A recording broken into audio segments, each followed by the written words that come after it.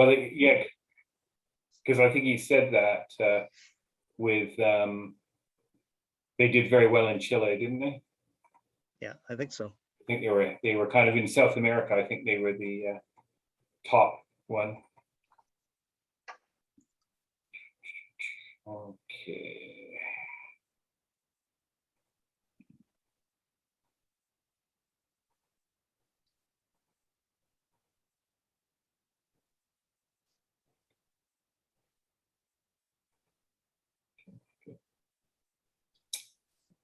Oh, we got 6 pictures from Edmonton. Chris Gainor said that he'd be late, but we'd talk about Hubble. Oh, good. Okay. So I've got that on there as a question mark. I figured the first topic, probably people might want to share their impressions of the GA/AGM. So I wonder how many from Victoria actually attended. don't know. Chris might know. Yeah. Do they break it down by center? Yeah, I don't know. I would assume they have the stat. I don't know. Yeah. And well, especially with that, I'm hoping Bill will be here tonight just so we can see just talking, because I went into the National Council meeting. I think you were there too, weren't you, David? I was everywhere actually. Yeah. You did the whole thing? At the last minute, they actually opened up the council meeting, Yeah. so I attended that as Yeah, well. I went in and listened to that. So, you know, with the plan of the 2022 GA to be virtual, so we'll see if that. Yeah. I think Yeah, as well. was, Yeah, as well as the AGM. So. Yeah. Yeah. But I think it's a pretty good idea to stay on track to plan for next year already, because we really don't know what's going to happen. And wouldn't really be a good situation for one of the centers to try and take something on at this late date, try and organize something, and then, you know, maybe they'll have travel restrictions again, who knows, right? Mm-hmm. Yeah, it sounds like it's, I mean, I know they're going to start to open up, but there's so many subject tos that it's really hard to know what's going to happen. Well, I'm glad we're a little bit behind in, you know, when we started our vaccinations compared to other places, because we're getting to see what happens when places open up, maybe too quickly. Because I mean, now, you know, we see that, what, a 3-week delay in England, I guess it was, and they're talking about reinstituting masks in Israel. I only heard that once, but I don't know if that really went ahead. So. Yeah, I know. I'm a great believer in kind of almost erring on the side of caution. I mean, It doesn't take much to wear a mask, really, to be honest. You know, and I think we probably learned by now all the things we can actually do. We can do a lot of things. You just can't get really close to a lot of people. I mean, that's right. That's not really a big penalty in a lot of ways. People can still congregate. Yeah. So we'll see how it plays out. But I mean, you know, you just don't know what's going to be in the cards for next year, or well, even later this year. So yeah, we shall see. Well, they say they're optimistic that the vaccines are going to be good against the variants, but it's really hard to say. Yeah. Well, what did they say? I think so far in Canada, 9 vaccinated people have died. Yeah. Something like that. But you know, a figure like that wouldn't really concern me that much. I mean, Nothing's 100%. No, and it's, I mean, look at the flu shot every year. Mm-hmm.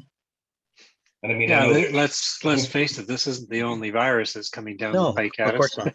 Exactly. Of course not. And in fact, I think Bonnie Henry today is talking about the flu vaccine that they're going to mount, the campaign for the flu. Yeah.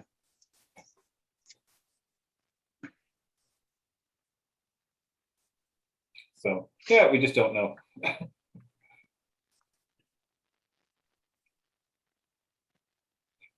Have to see how many people are here with all the heat. Yeah, for sure. Margie said she was going to the ocean, so. So is she going to attend from the ocean? No, well, I don't know if she's got the capabilities to do that, so probably not. So I guess she won't be here tonight. I'm right beside my air conditioner where I should be. Yeah. Yeah, I am kind of hanging out in the basement a lot these days. Nice and cool in the basement. Yeah, I'm very happy that we had our air conditioning put in a few years ago. Yes, it's very pleasant, isn't it? It's well worth it, especially when you look forward to what we're going to get pasted with in the future. Yeah, exactly. I just heard they thought it was going to be 115 in Portland today. Yeah, I think Wow. that's what they measured actually. Oh, really? Well, they're quite a way inland. I mean, apart from being on the river there, they are quite a long way inland. Yeah, they're 100 miles up the river. So it's not surprising, I guess. It's kind of like being up the Fraser Valley kind of thing, or Fraser Canyon, I guess, really. Yeah. I actually sailed up the Columbia and Willamette River in a cruise ship, and they docked in Portland. Yeah. Well, swung that big stinking ship around right in the middle of the Willamette River. That's quite something to watch. Yeah. Yeah, I've made many a trip up the Columbia River there, but just to Astoria. Yeah. That's a beautiful spot, isn't it? Yeah, and lots happening there during the summer too. So yeah, I like Astoria. When the cruise ship left Portland and was heading out to sea, it had to go over that sandbar at the entrance to the Columbia, and a big wave hit us. Keeled us over 30 degrees. Wow. They lost TVs, crockery, the whole bit. It was incredible. Wow. Well, that is a rough piece of coast, isn't it? So. Well, if you just hit it wrong, that's the problem. And of course, obviously, you have to time it so there's enough water under there, but still. How big was the ship? Ships have sunk there. Pardon me? Over 1,200 ships have sunk there. Yeah. Yeah, we went to the museum there when we were there, and that's what they're saying is probably about the most dangerous part on the west coast of North America, I think. Yeah. My last time up the river, I was going into West Basin in Astoria, and the Zodiac comes out with an 18-year-old on the bow pointing a machine gun at me, telling me I'm too close to the cruise ship. I said, that's the last time I'm going in here. Yeah, no shortage of cowboys down there. No, that's right. Well, we'll give it a few more and see how many. So far 13 people tonight. So 14. Might be quiet night tonight. So Lori, do you still have your feet in a bucket of water? We can't hear. You're muted. You're muted.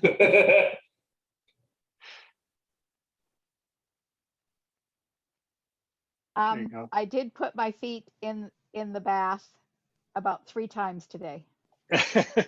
Yeah, I just find if my feet are cool, and then just a few minutes ago, I went out and I supposedly watered the garden, but ended up, kind of putting it above me and having it come down on me. So. Yeah. An accident, of course. I don't mind this meeting because we had an FDAO board meeting tonight, and everybody bailed. Oh dear, yeah. So we're gonna have it next week. So I said, oh, okay, well then I'll just come to this one instead. Yeah. Am I the only woman? So far, I think, yeah. Okay, I'll have to hold up the other side of the thing here. Yeah. Everybody are doing okay though? It's warm. Not quite as warm now as it was. That was, I think that was a record-setting day, wasn't it? Yeah. I think it was 40, right? Got close if it didn't quite, yeah. Okay. I guess I wasn't doing the official one, so. My personal weather station was maxed out at 40.6, Well, there you go. this afternoon, right around 4 o'clock. Yeah. It hasn't sunk by much, but at least it's down to 37.5. Oh, whoa. Yeah. Tomorrow it's supposed 29 to is- drop 10 degrees. So Yep. we'll see. Yeah. And Yeah, 10, I think. Yeah, that'll be nice.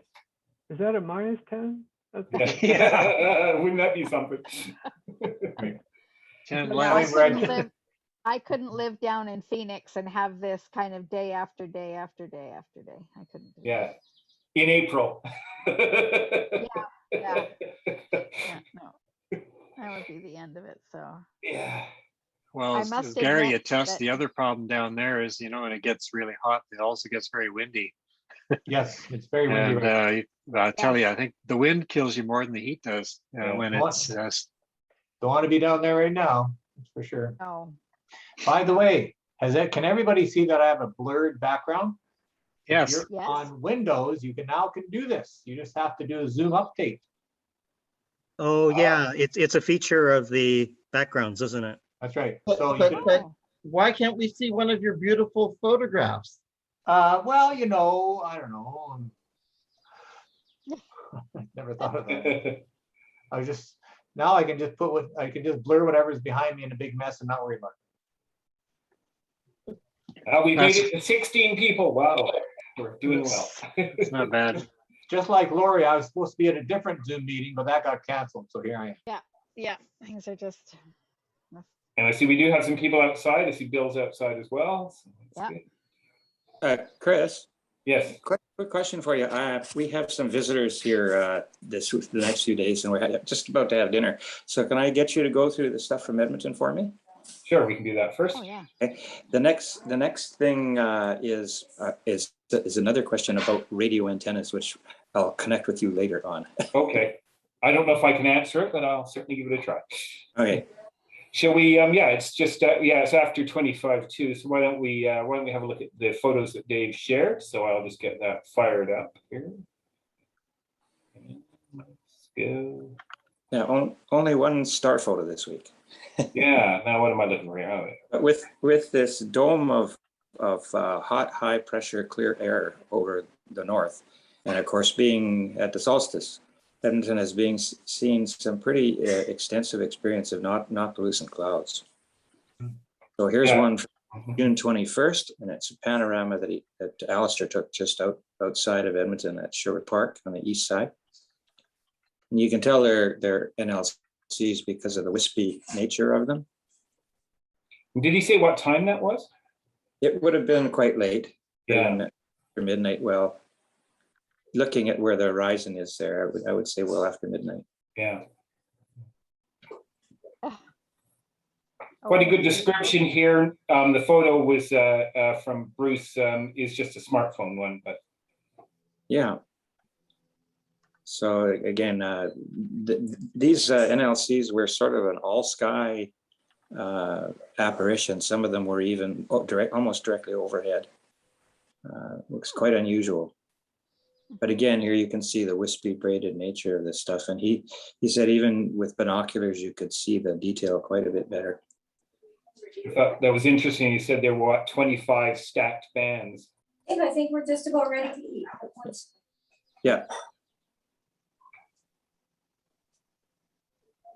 Alistair? Again, he does his wonderful job of framing things downtown Edmonton. And one of the reasons why the sky looks as good as it is because the Walterdale Bridge, which is down in the middle foreground, they turn the lights off after midnight on that bridge. And you can see a few of the lights on the high level bridge on the far left side. And the reason you can't see the ledge dome is they're busy doing a whole bunch of repairs on the ledge building. So they got a bunch of that covered up. So it's a little darker there than it normally would be. A lot of clouds. That's really neat. And this is Tom Owen's daughter took this photograph at one of the local lakes that he has a cottage at. So similar, yeah, sort of view. So that first photo probably was around midnight, as you said. Yeah. And this is Eric Klassis. He took a photograph of the setting sun as he was headed out west towards the mountains. And he was noting on the diffraction from the limb of the sun, you can see a little bit of a solar pillar up above it as well. It's quite an interesting effect that you get when the sun is going down through some fairly thick haze.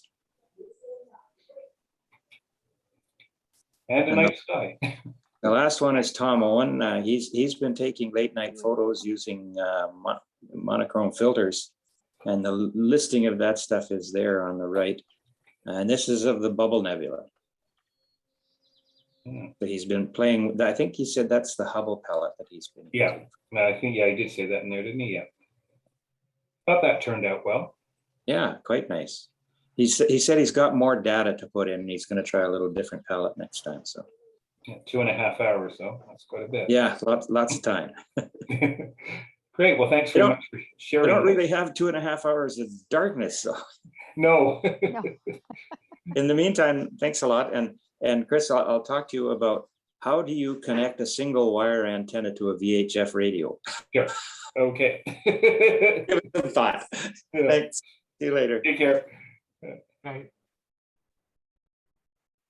Yeah. So welcome. We'll have the kind of formal start there. We did what we normally do last first tonight. So there we go. I thought one of the things some people might want to discuss some impressions from the GA and AGM. I did a snoop in on the National Council meeting, for example, and seems like the recommendation will go forward for next year's GA to be a similar format, not try and have it anywhere in person. And I think that's a good idea.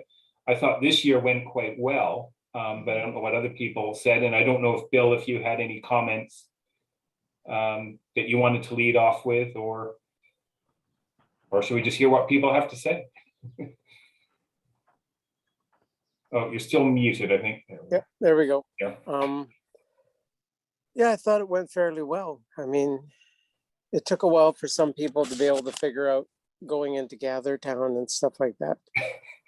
Myself being one of them, because I was working on well, if I had a PC, it'd be fine. But working on an iPad, that late one night with actually chatting with the girl who had actually built the, I guess I'll say young woman, she's a kid to me, who had built the actual place we were running around. And she was trying to figure out what I was talking about. And then they finally figured it all out. And it was the fact that for the mobile version, it was really just beta and very limited. So there were a lot of things that weren't apparent that I really had to figure out, and I could never get a camera to work. So, yeah. And then they pointed out that my avatar was a young woman in a hijab. Yeah, it was really hard. I didn't find one that looked like me. No. That's what I told her. I said, your thing, there was no middle-aged, bald, white guy with a beard. And so that's why I actually settled on what it was, because it was a shiny head and there was something under the chin. And that's when they told me, no, that's a young woman in a hijab. And I said, I can live with that. No problem at all. They were really happy with that. I was with all these young people, and it was like 3 o'clock in the morning where they were. So they were all like half pissed to the wind, right? That's a pretty cool, it was pretty neat how that worked, but yeah, it took a little while to get how it worked. Under Windows, it actually worked fairly well for me. Once I understood that I had to adjust the privacy settings in the browser, it worked quite well, actually. The one thing I didn't like is because you were an avatar, if you went up to a group of people, they could totally ignore you. Yeah. They could ghost you without even having to ghost you. They would just never respond. They could just never respond, which was like I said to the young group that just when I walked into the room, they said, hi, Bill. And then I knew I was in. But there were some other groups where it was just like they would not respond even. But if it was in person, if I was standing, I would be making them talk to me. Which just like a real cocktail party. Yes, you can actually interject and you can say what you want to, and they can hear you. This way, it was like for a while, I was wondering whether, even though my mic showed it was working, was my mic working? That's why when I first ran into you, Dave, I was like, can you hear me? Yeah. Of course I can hear you. Yeah.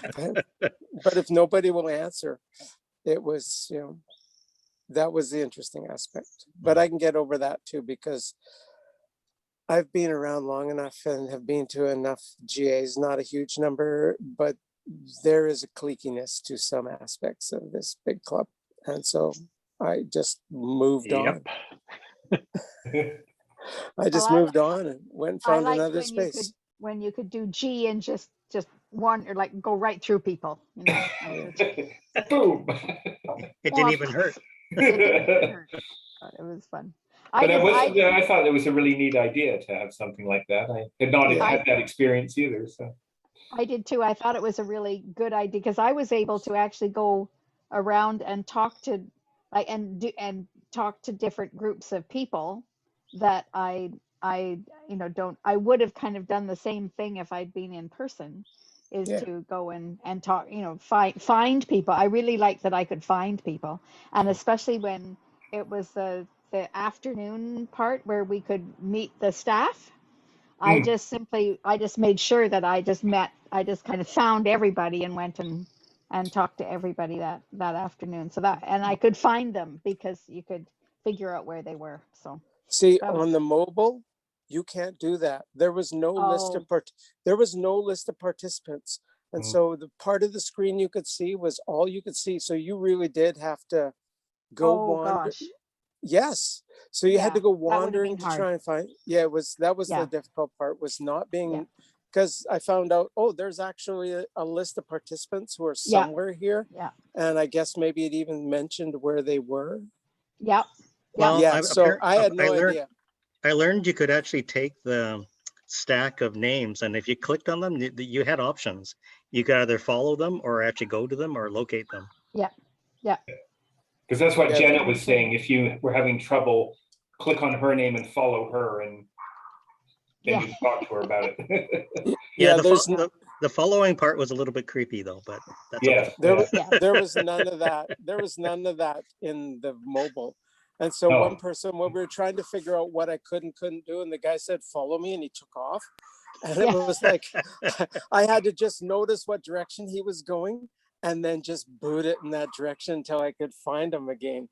Yeah. And then we connected again. So it was like a real video game, and I don't play video games. Actually, if you follow the person, you don't have to do a thing. You just get dragged along by an invisible string. No, I don't. Well, it does on the PC version. Yeah, exactly. So if we do it again, that's one thing that they'll have to work on, is the. Well, that was why it was great that I ran into the woman who had created the world. Right. Like our meeting space, she kept keeping track of the things that I was saying, so she could take it to the developers. Yeah. She said, wait, can you do this? Can you do that? What don't you see? No, it was really good, because it will help the developers know what's needed, because that's part of beta, right? I was a involuntary beta tester. Well, I enjoyed it. I thought that it was a really kind of fun part of it. I mean, especially because you can't really connect with everybody like in a format like this when there's only 16 or 18 people. It's okay, but when there's too many, you can't really do that. So I like the idea. Did anybody go on the tours this morning? Yes. I really enjoyed those. Very those were excellent. Yeah, I really like those. Yeah. We're all going to Wood Buffalo, I guess. Huh? Yes, to see the aurora.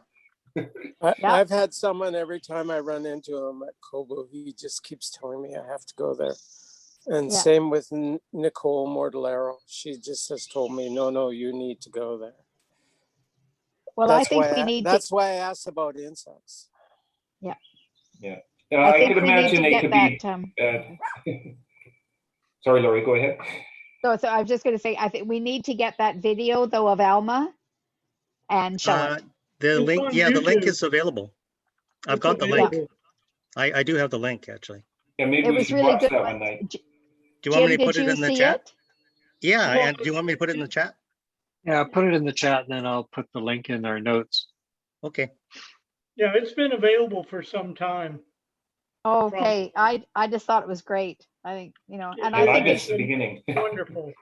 and I think we should show it rather than just like, I know we could put it in as a link, but not everybody is going to go back and link to it. But I think we could use it as part of a Astro Cafe one time. Yeah, it's very, very special. Oh yeah. Very Yeah. special. I'd like to applaud everybody who attempted to get into any town.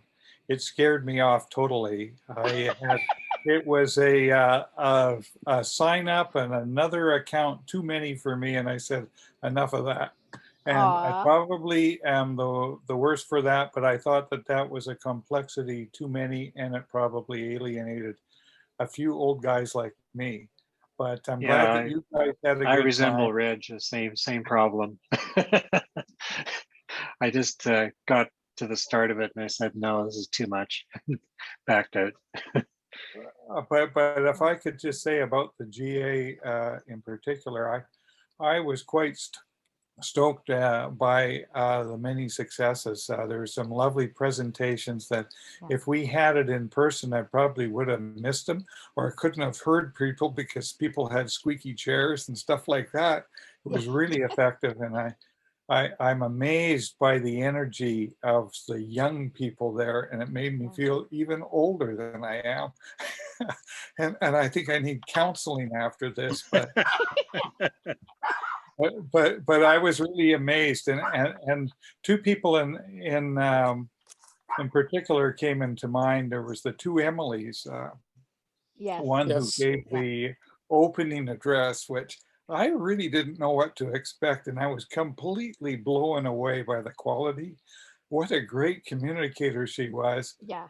Yeah. And then the other Emily kind of moderated the Mars Madness thing, and she did it with such great grace, and I was really impressed. So it was wonderful. Weren't they the same Emily? It's just that the background changed her hair. No. Were they different Emilys? They were different Emilys. Yes. Yes. Okay. Oh. Are any of these talks going to be put up on YouTube? I don't know if it was being recorded. The keynote could not be recorded because of her. She's, what, a Netflix. Yeah, their contract wouldn't allow for that. Wouldn't allow it, so we couldn't record that one. Yeah, I'm not sure. I didn't recognize that a lot. Well, maybe some of them were recorded. I don't notice that if they were all recorded. I don't think so. Do you know, Chris? Yeah, all I know is that some of them, will be posted and some of them won't, but I can't tell you which ones. Okay. Check the YouTube, check the RASC YouTube channel in a little while. If they go anywhere, they will go there. They'll go there. Yeah. All videos end up on their YouTube channel now. Yeah, and I'm not sure how fast they're going to get there either. I wouldn't be surprised if everybody was kind of bagged Well, up. if they don't edit them, if they just post them, it doesn't take long. Yeah. But it's up to them as to whether they want to fiddle with them or not. I'm sure they were pretty tired today. Yeah. The other thing I wanted to say about the presentations was I was really impressed by the scope and the perspective of the presentations. They're not of a type that I would have necessarily expected, and I think that was good. That they had a very broad perspective. I found that the depth of the universe and the astronomy, colonialization were a bit dark topics. Yeah, and I really thought that Katie Russo really buoyed my. She was it was such a joyous presentation. It really boosted me, and I was just absolutely thrilled to bits with her talk about the experience people felt during the eclipse, and I related to that with my brief experience in Portland, and it made it even more better. Yeah, I think they really understood the meaning of communication starts with the heart, and it really does. Yeah. Yeah. Yeah, And- I was quite pleased with how it all went, because I think something that's that's going on is we're kind of into a generational transition, and we've actually seen this in some of the previous GAs in the last few years, but I think it was really driven home in this one. So I feel a lot more confident about the future of the RASC coming out of that than I did going in.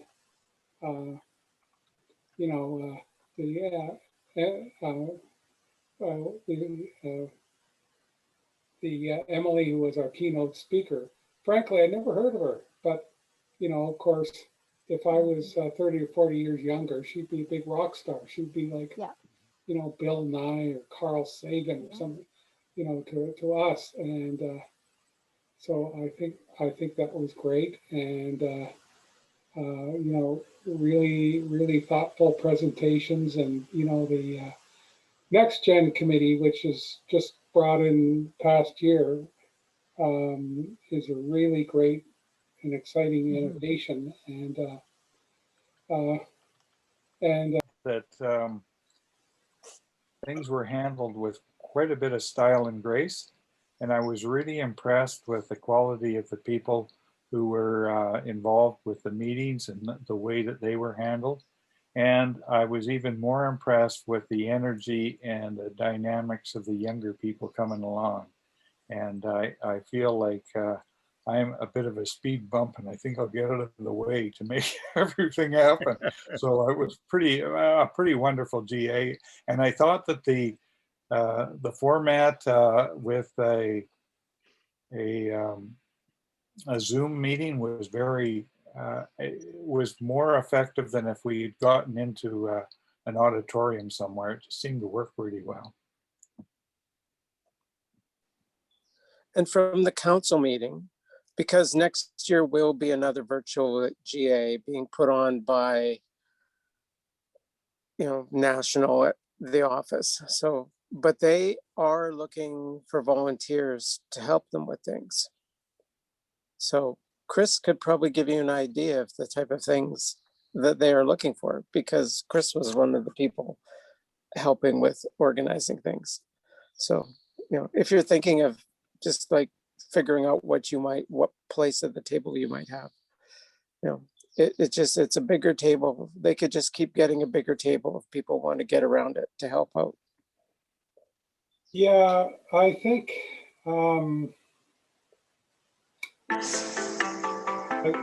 I think the main thing was just kind of finding good speakers and things like that, and getting that end organized, and a lot of the techie stuff, we just we had people who could do that. And yeah, I mean, a lot of the techie issues that we had this time, I think, stemmed from the fact that we just done a major changeover in our computer systems, and so this was a lot of people's introduction to that, whether they liked it or not. So anyway, yeah, I guess the board is going to be talking about it. I'm going to speak personally here, because this is just my opinion. I was frankly a little cranky about the tenor of that discussion, National Council, because I'm really concerned that 5 years from now, let's have another virtual GA, after having 6 or 7 in a row, I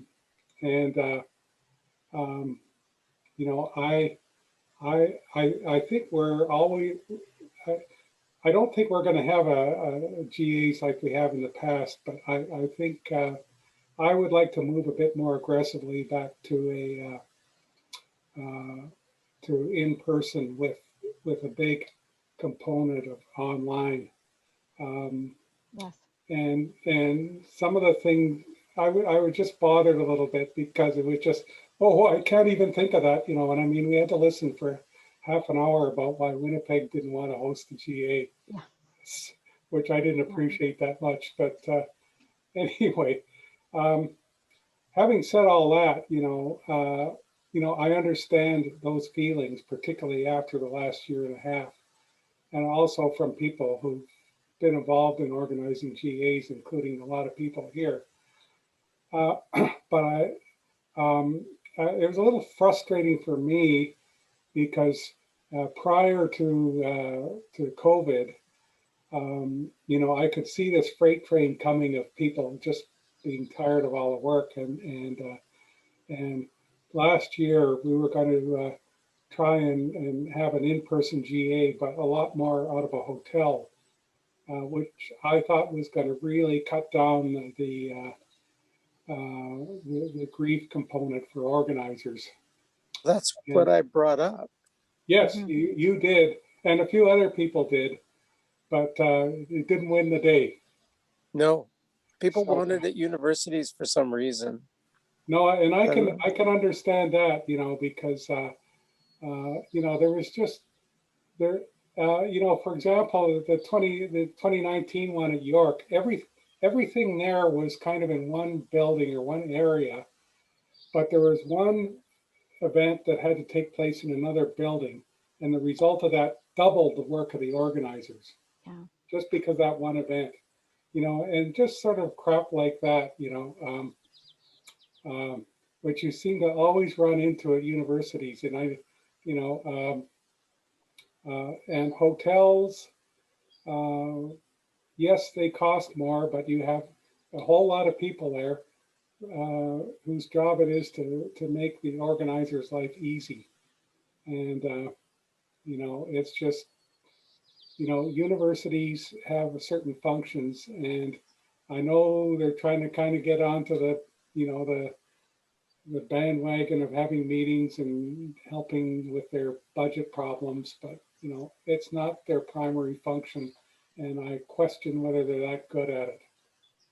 Yeah, you're just renting a space. You're not renting services. Whereas at a hotel convention thing, part of that cost is services. Like I brought up that it's, if you have a problem, you pick up the phone and somebody comes and fixes it. Yeah. And it's not a bunch of people trying to figure out how to fix it. Yeah. I But think, anyway, Chris, we will see what's going on, what happens going forward,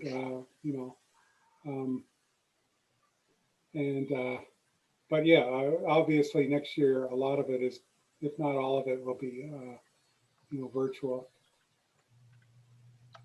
but we do need to be thinking of 2023. I mean, as everybody said, it does, if it's going to be somewhere else other than totally virtual, then those kind of decisions have got to be made very quickly. And it didn't sound as though there was too many other people.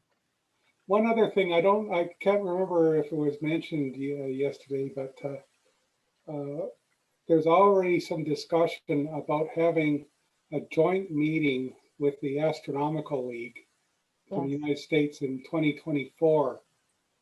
And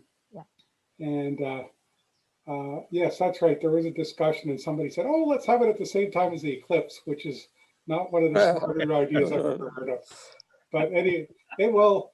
Sure. If it happens, it will be in 2024, and it will not be in April. I can assure you of that. Totally not. No. Also.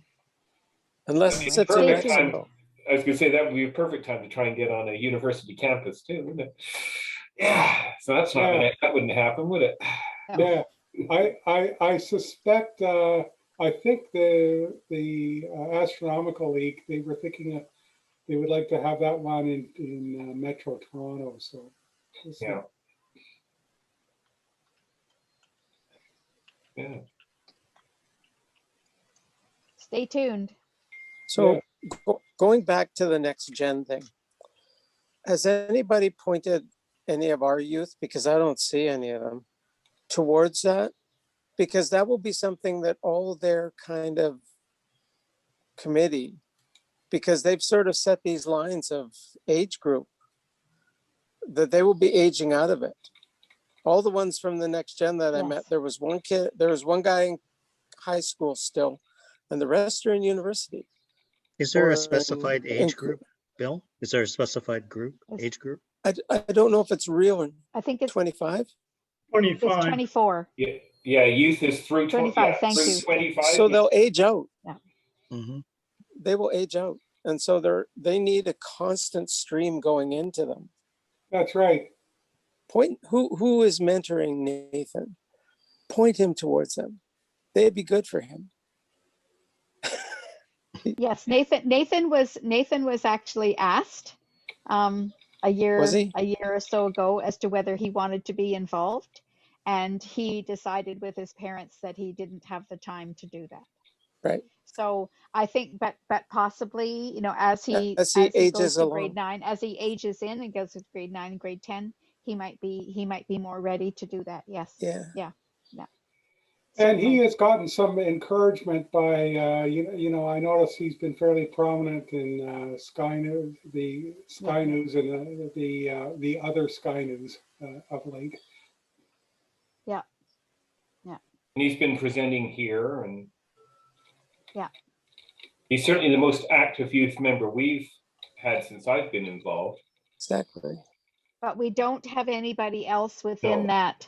that like 13 to 19 or 20 age group. I mean, between that, there, I don't believe, is that Chris? I mean, Chris, you know the membership. Is there anybody that's within that age group? I think there's a few other university students, but they kind of come and go.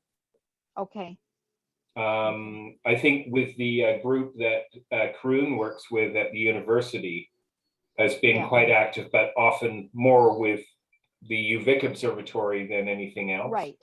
Right. And then, of course, there's been the group at Vic High over the years, but that's kind of, they've never really come into our fold entirely. They've never come over into us. Yeah. Well, yeah. To be frank, I mean, our organization doesn't really appeal to them. They're not joiners when it comes to paying dues, going to meetings, blah, blah, blah, blah. They're joiners into a social network that comes and goes, but they don't really want the kind of structure that we seem to seek. At least that's my observation as an old man.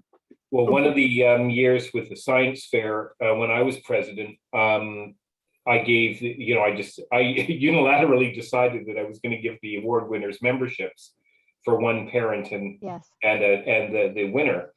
And that did not achieve anything, unfortunately. I was hoping we might get a little bit more involvement, but it didn't. Yeah. I'm wondering if it not as a result of how prominent in such a positive manner the next gen group was at this GA, if we shouldn't reach out to Karoon and get him on side to invite his students, to get them in that way, because they're the perfect age. They've got the technical background. That might be the route to go. Well, some of the people, as I say, some of the people involved with the Saturday night star parties are just about in that age group, aren't they? Probably a bit out of it, aren't they? Or maybe not. No, I mean, if you're in 3rd or 4th year, you're 22, maybe 22 years old. They're at the upper end, on the way out. Almost. Yeah. But maybe we do need to work with the UVic or Vic High a little bit more. I mean, maybe we do need to be like just a little bit. We need to kind of go in there and show them what's being done at the next gen committee. I mean, not necessarily, you know, us old people, but we can kind of go in and show them what's there, and maybe they can be part of that. Yeah, I think we've got work to do. I think part of it is just, you know, making our offerings kind of more relevant to them. You know, and I think that was one reason why I was happy about this GA, because I think it was a step in that direction. You know, the fact that we have somebody like Alendria leading Sky News now, I think that's a good thing. And but you know, we certainly have to up our presence in social media and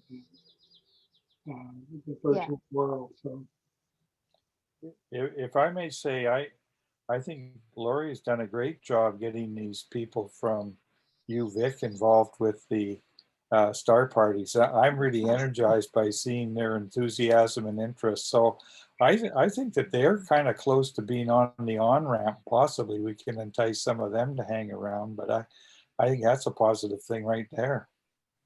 Yeah, tell it's David and Karun that would really, you know, are the mentors of those guys. So I'm going to pass off any responsibility. I think unfortunately here we're maybe competing, you know, with, you know, UVic already has something that it's attracting their students, so they can just do it there. They don't have to join anything. They're already they do, but I think they offer something unique for the FDAO star parties. What I've actually tried to do is, well, initially I thought I would just use them to help narrate, you know, imagery or activities, but then I thought, you know, why wouldn't we sort of mate that with our own people that are mentors and things like that? So that's why I invited Randy this last time, because I think it makes a nice blend. How do you think it worked, Randy? I was delighted with it. Yeah, there was good feedback. Yeah, and it's nice to have it's nice to have the younger people, you know, along with us, being as kind of part of the work that's being done there. I like it very much. I will make another comment.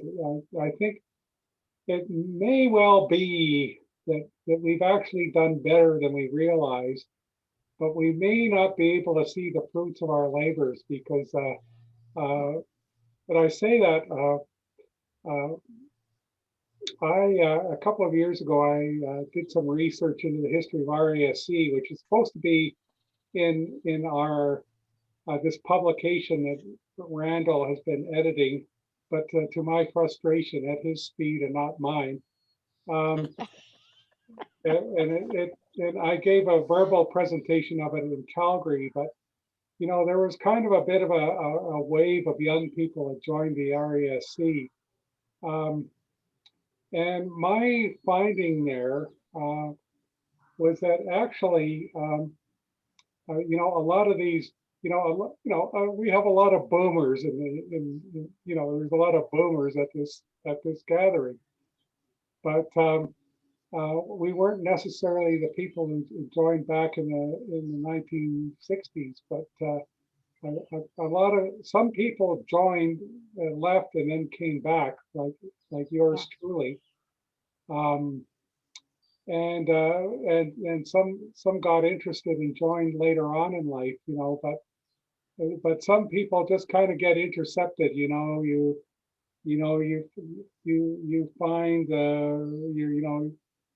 you find the opposite sex or the same sex or whatever sex you want, you know, you form your families, you're building your career, and that takes you away from other stuff, and then eventually you get over that and say, gee, I had some fun with astronomy, or I think astronomy would be fun.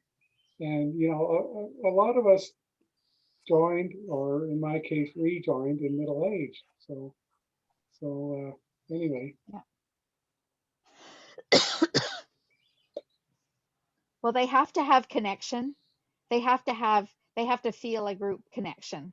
And it's either within their own groups, because I think the next gen feels as though they are a group, and that they are a good connected group to do that.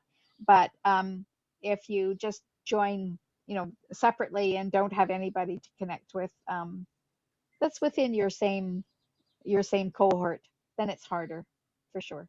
Yeah. And I'm sorry, I'm going to say the same kind of thing as if we have, if you start adding in different groups of people that maybe don't feel as much a part as we could make it. Yeah. But we could have that discussion another time. Right. That's what I&D is about.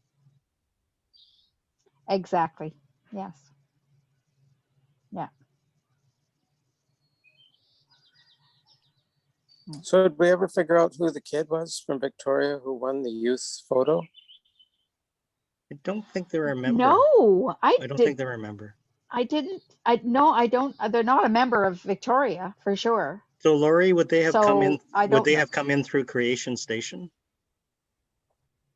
No, Oh. don't know the name at all through Creation Station. So maybe maybe just through a national member, you know, or maybe not a member. I don't know. I'm going to have to check in. I'm going to have to check in with that. With who 'Cause I did can't the remember with the who did the name. astrophotography. Andrew McIntosh. Oh, Not a name I know. so that name doesn't. But I mean, it did some really good work. And if he's a younger person, then we need to reach out and say, hey, we saw you there. Great pictures. Would you like to come and show us what you've got? I mean, I just get him to see if he can come in. Get Bruce to and do interview him for Sky News. There you go. Yeah. So. Because that was surprising. Right, yeah, well, I felt really embarrassed, because somebody said, "Oh, Lori, do you know this person?" Nope. Never heard of him before, So here we are, having somebody win the prize and we don't know who it is. So well, what there's was the lots of name people again? out there who have Andrew McIntosh.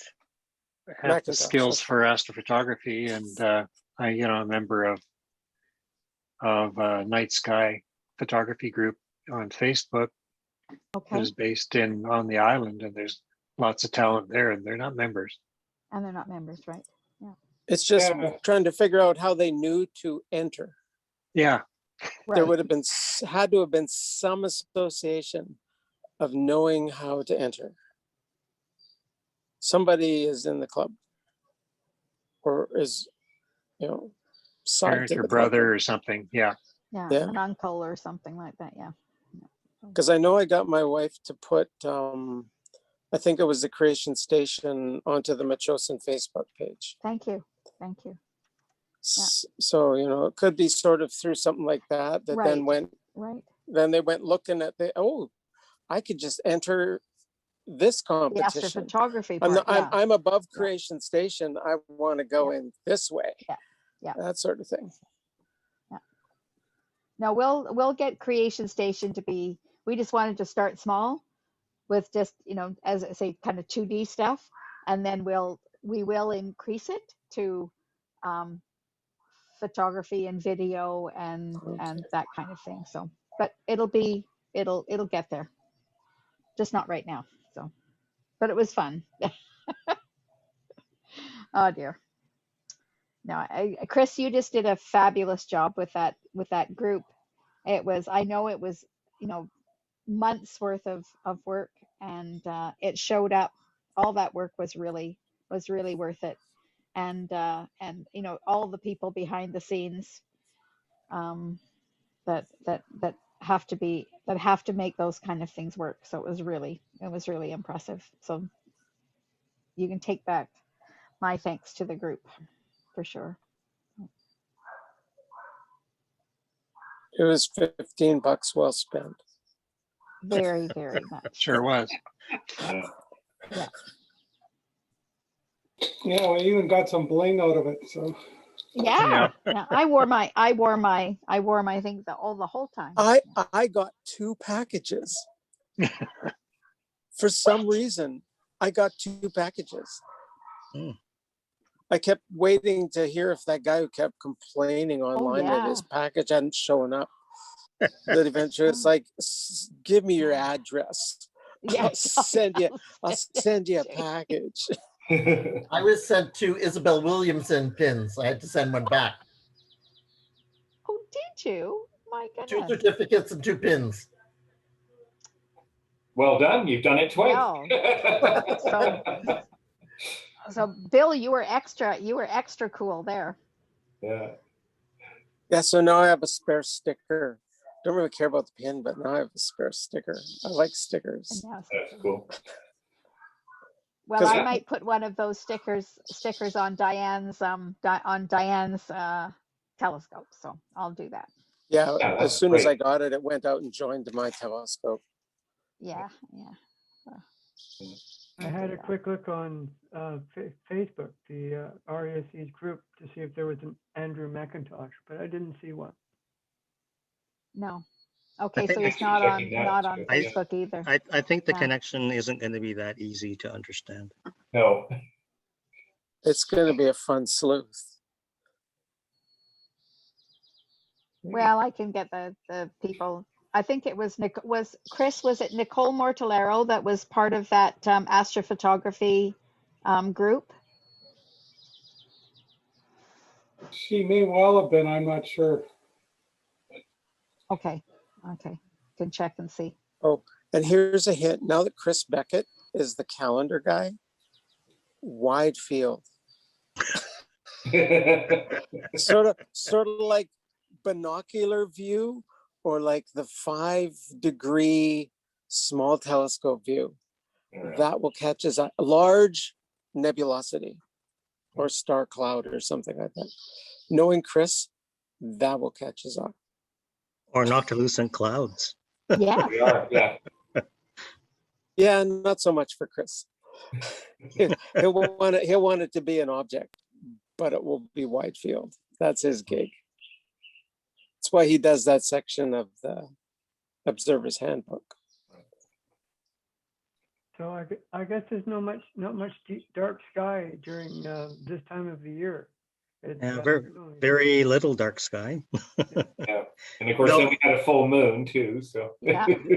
Though I did get up. I think it was early this morning. I don't remember. It's all a blur. But I did see the moon and Jupiter. I think it was this morning. Well, 3 o'clock. Hanging between Saturn and Jupiter. Yes. Yeah.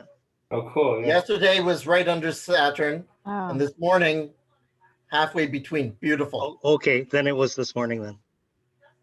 So you have to be obviously up at saw 3, it too. is that right? Well, I got up. It was really hot, so I got up and I thought, well, I might as well look outside. So I did. It was cooler outside actually. Well, I got up at about 4:30, and it was already too late at 4:30. So yeah, you're done. Actually, what was interesting about Jupiter were the 4 moons were paired. Each there was a pair of moons that were really close to each other, all on one side. Oh, cool. Oh. At 4:30, look in the northwest sky for Venus. Yeah, I didn't look there. Yeah, I've got big tall trees in that direction. Oh, okay. Northwest. Yeah, okay. Well, it was pretty light. It was pretty light this morning, so. Yeah. Very good. Well, was there anything else for this evening? I got a request to talk about Hubble. Sure. Oh, right. About the trouble with Hubble. So I've actually even whipped up a couple of slides here. Oh. Yes. Just a second. And I thought it was still working. No, it's not. Oh no. It's run into some issues. It's been down for 2 or 3 weeks now, right? That's right. 4 weeks. That's right. Their computer died. Oh.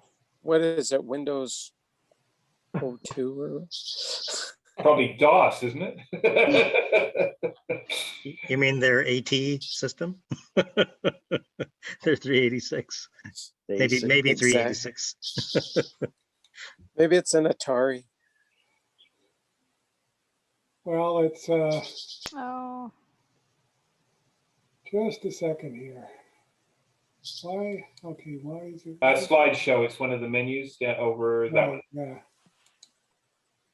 I usually have it on slideshow. So this is the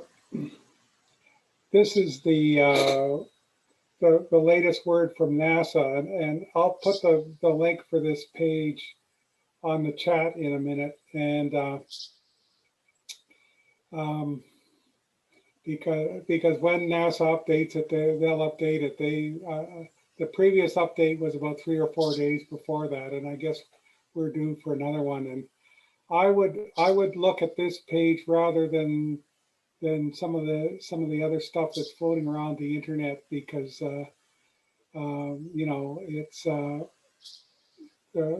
this, you know, there's lots of the sky is falling, this is the end of Hubble, and I'm not, it may be, but I'm not so convinced, and I'll tell you a little bit about it. So anyway, so there's a couple of interesting things in this update from NASA. First of all, it's talking about the payload computer and not the computer, which are different things. And it's also talking about this payload computer. There's a backup to the payload computer, which has never been used, and they turned the thing on and it worked, but then it developed exactly the same problem as showing up on the first one.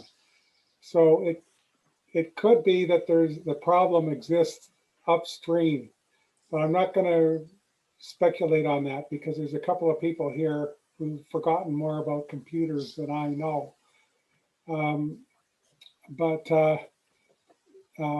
Anyway, I know they have some good people there at Goddard who are working on this problem, and I trust that that they will come up with something. Now, what happened is when this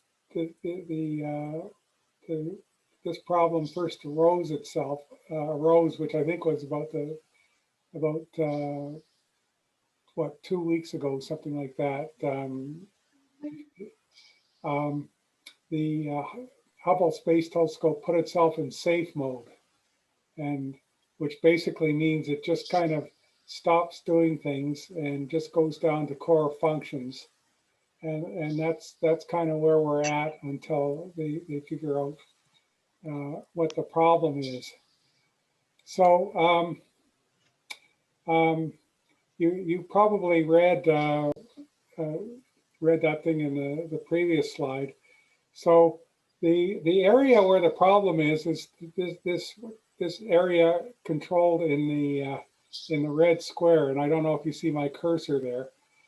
The main computer is actually right under the data management unit, and the original computer that was launched on Hubble back in 1990 was a DF-224, which you know, even makes the you know, the jokes about the 386s, you know, it makes the 386s look good. Now that actually is no longer the case. That in the first servicing mission, the DF-224 was actually supplemented with a 386 chip, which was acting as a coprocessor. And then in the final servicing mission, which is what, 12 years ago now, they replaced the DF-224 and the 386 with the blazing power of a 486 chip. So that's what's going on that's what's happening on the main computer on Hubble. And as far as I know, that is not involved in this, but that may be the problem. I don't know. But as you can see, this is kind of a bit of a complicated setup. There's all sorts of data handling units and things like that. And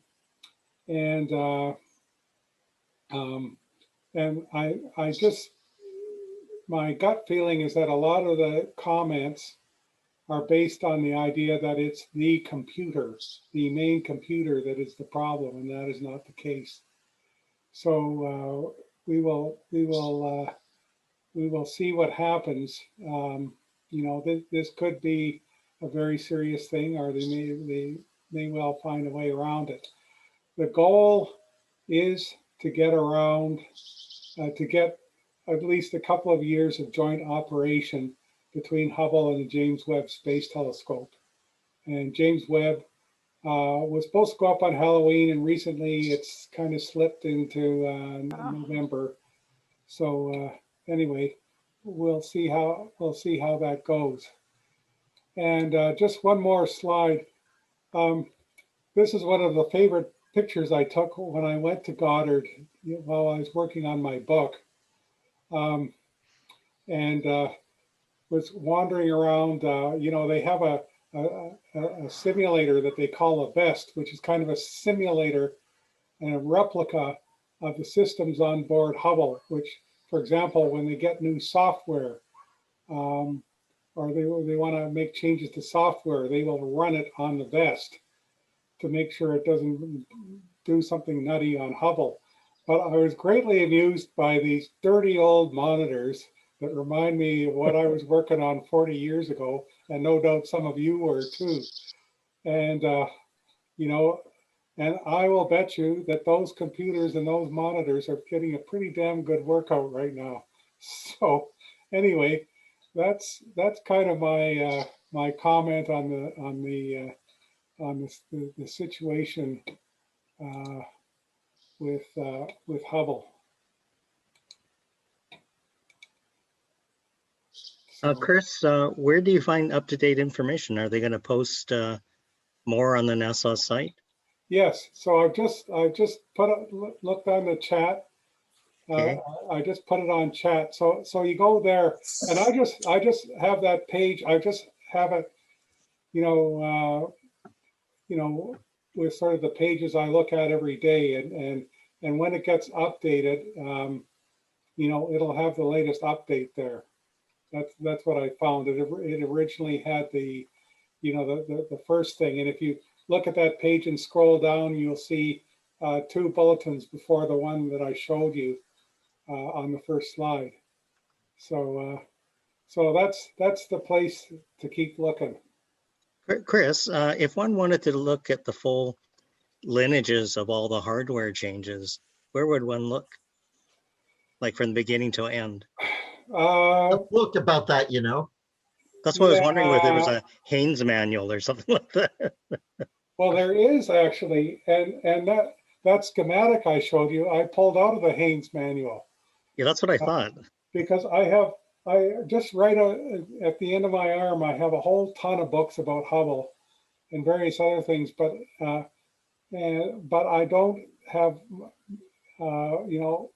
much really high detailed information about the guts of the thing. So if you wanted to look kind of deeper than what I had, I would say if you succeed in that, please let me know. Yeah, I'll hunt around. Yeah, it'll be a nice sleuthing assignment. That's right. When you don't have anything else to do, David.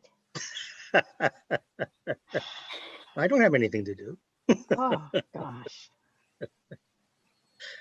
Amazing.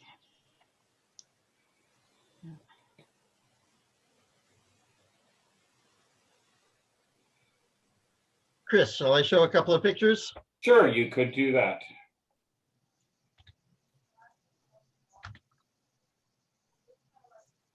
I will go share.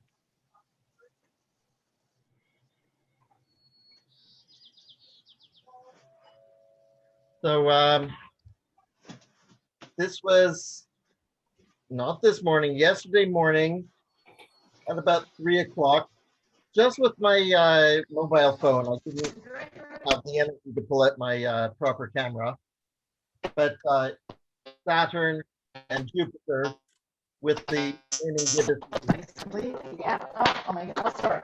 And on Facebook, I said that Selena was dancing with Saturn while Jupiter was waiting for his turn. But for this morning, this was about 2 o'clock this morning, I posted that moon was swinging with Saturn and Jupiter. So if I decide to wake up this morning and take a look, I bet the moon will be somewhere around here. but it is a very nice conjunction. It's been fun watching it. I don't set my alarm clock for this, but it's making me very happy. Anyway, that's looking south, right? That is south east a bit. Yeah, southeast. If I go right out my front door, it's just slightly to my left, so it's southeast. That was about 2, and then I think this morning I'm going to have to see it at 3 or 4. But that's it for the dark sky. We won't see Saturn much after that. Yeah, I remember coming in and noting the time, and it was just a little after 3. I just wanted to show you the official explanation for what's going on right now.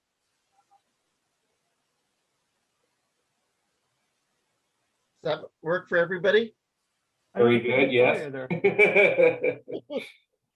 And your explanation, Randy. Insert your own locale, in other words, as to how hot you are. All right, and how close to the sun you are. I got it. Well, one of the speakers on the weekend had that great slide, lunar eclipse, solar eclipse, and apocalypse. With the sun in the middle there. What I saw on Facebook this morning, which was more subtle, it was just Earth, Sun, and Kamloops was about 2/3 of the way along. Yeah. This is a bit too explicit, but that was just beautiful seeing, where Venus is supposed to be it just was labeled Kamloops. And I think actually that's Lytton, isn't it? Yeah, 46.1. Yeah. Rachel Maddow was talking about Lytton. She had to spell the name for everyone. Yeah.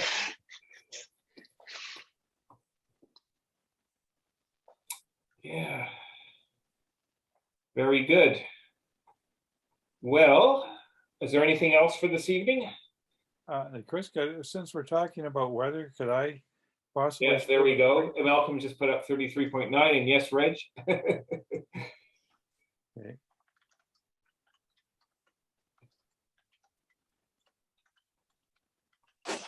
Can you see this? We can.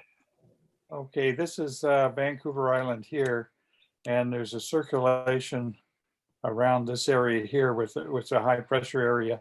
What happened was that as the air flowed over Vancouver Island, it formed a thing called the Lee Trough, and that is a trough of low pressure which draws warm air from the interior out to the coast, and that is the reason that we're having record warm temperatures largely. If we go to, let's see here. But Reg, the most important thing is what makes it go away. So what goes away is that if we look at this picture here, same kind of time frame, it does not show up on the infrared satellite images. This is a very shallow layer of low cloud, and this is what's called a coastally trapped disturbance, or a what I call a stratosurge. This cloud is less than 1,000 feet thick, and what happens is that somewhere along the way, all of the really warm air pushed all of the cold air off the coast, and the cold air is reflected by this bank of fog. And what happened down in Oregon earlier today, it moved onshore, and as it moves onshore, it piles up and it moves northward as what we call a gravity current. And the Coriolis force actually pushes this cold air right along the coast, and it's sort of like the camber of a road pushing water onto a curve. And by tomorrow morning, this layer of low cloud will be up to the northern tip of the island.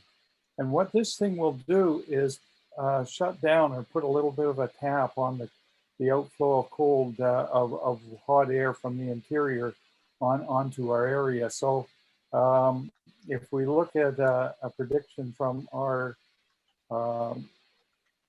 satellite, our astronomy cloud this morning, at that time, the Columbia River is here, the low cloud is there, and they predicted every hour that this would kind of move northward.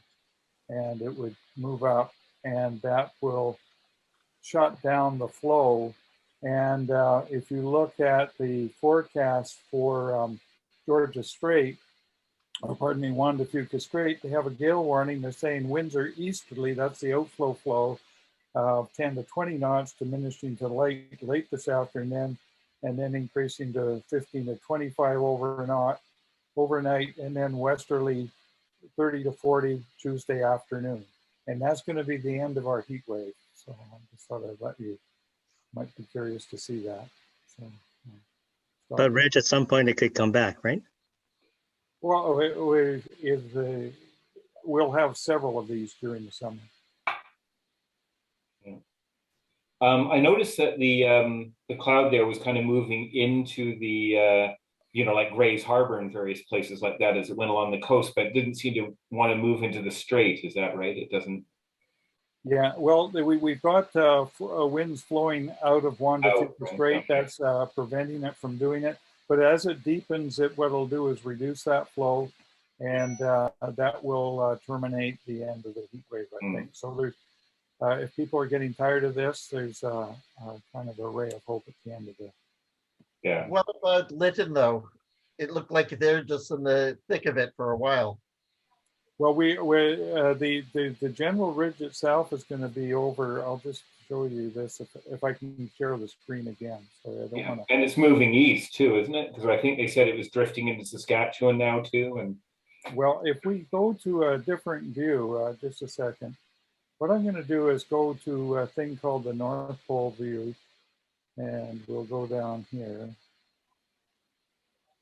This is from the University of Washington site, which is really quite a wonderful site, and there's plenty of stuff. So I'll just look at the 500 millibar height. So this is the flow at the level of the atmosphere. Half the mass of the atmosphere is below and half of the atmosphere is above. This area here is very warm. The yellow areas here are cold, and you can see that this is taking place over 7 days beforehand to 7 days after. So some of it is analysis and other is prediction. You can see this big ridge sitting over Vancouver Island, and it eventually breaks down and we have cooler air coming into our area.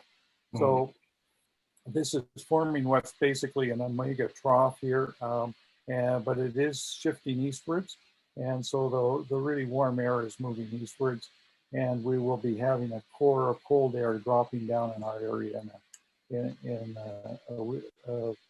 about 6 days from now. Yeah. Yeah, because I think they said it was heading to southern Ontario, and that's exactly what that's showing, isn't it? Yeah. Very good.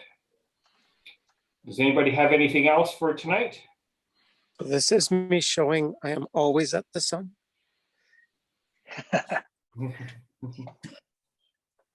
There's a patio. It's a patio I built last year. Beautiful. So that's the sunset. And then over on this other side, so this was my last spring project. I have very nice a galaxy inlay with little satellite galaxies. There you are. What kind of galaxy? It's a spiral. Yeah. Bit of a bar. Yeah. Barred spiral. Yeah. Did you take orders? This whole area kind of evolved organically out of old bricks and stuff like that. The little small bricks that are broken up in the middle and part of this wall, they're original bricks from the Jubilee Hospital. So are you going to show us your exploded tree, or is it too far away? Actually, it wasn't even a tree that I thought it was. Oh. I went and found it yesterday. It was just a big old alder that actually was fully alive, and I have no idea why it fell over. Huh. But it just snapped off. I could hear cracking over the day that I thought, where is that? And then it was like crash. And I think it was just a tree trying to reach to the sun in amongst all the fir and just age. And it reached a precarious angle, couldn't support itself, maybe dry from the heat. I have no idea. It's really weird because right next to it is a dead tree that's fully standing. So,